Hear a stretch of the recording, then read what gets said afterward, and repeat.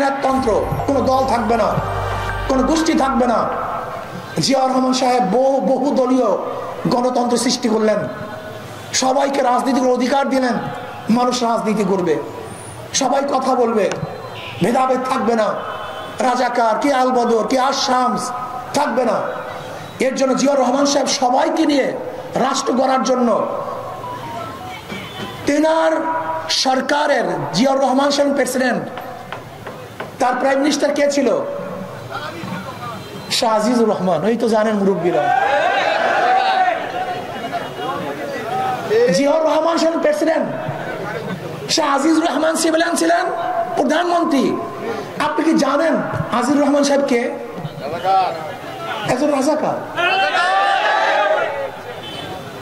অথচ আমাদের দেশের যারা বিএনপি করে, ছাত্র দল করে, বন্ধুরা জানিই না। আজকে রাজাকারের বিরুদ্ধে স্লোগান দিলে এই স্লোগান চলে যায় জিয়াউর রহমান সাহেবের বিরুদ্ধে। ও জানিই না, ও রাজনীতি করে। আমি আশ্চর্য হয়ে যাই এদের জ্ঞানের পরিধি কি। এটা কি রাজনীতি করে, কিসের কিভাবে রাজনীতি আমার জানা নেই, আমি জানি না। ইতিহাস জানো, শুধু গাজার কোলকে মুখে নিয়ে রাজনীতি করা যায় না। ইতিহাস জানতে হয়, শিখতে হয়, বুঝতে হয়, না লজ্জিত হবা, শরম পাবা। দেখো এই দেশ কিন্তু আগে সেই দেশ না। তুমি কেন বুঝো না, তোমরা কেন বুঝতে চাও না বন্ধু? আগে একটা খবর ছাপা হয়তো ঢাকায়, ধরো যে পত্রিকাগুলো সবচেয়ে বেশি প্রচারিত ছিল তার সার্কুলেশন কত ছিল? হয়তো 3 লক্ষ বা 2.5 লক্ষ।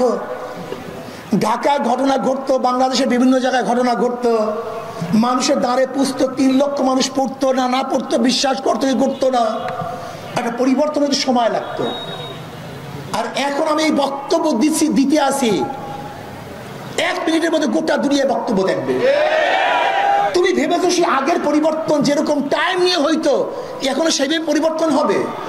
হ্যাঁ, তুমি আগের মানুষকে যে বোকা মনে করতে এখন সেই মানুষ বোকা, এটা তুমি ভাবতেছো? এখন রিক্সাওয়ালা, ঠেলাওয়ালা, কুলি মজদুর সবাই শিক্ষিত, হয়তো একাডেমিক পড়াশোনা করে নাই, কিন্তু রাজনৈতিক ভাবে খুবই সচেতন।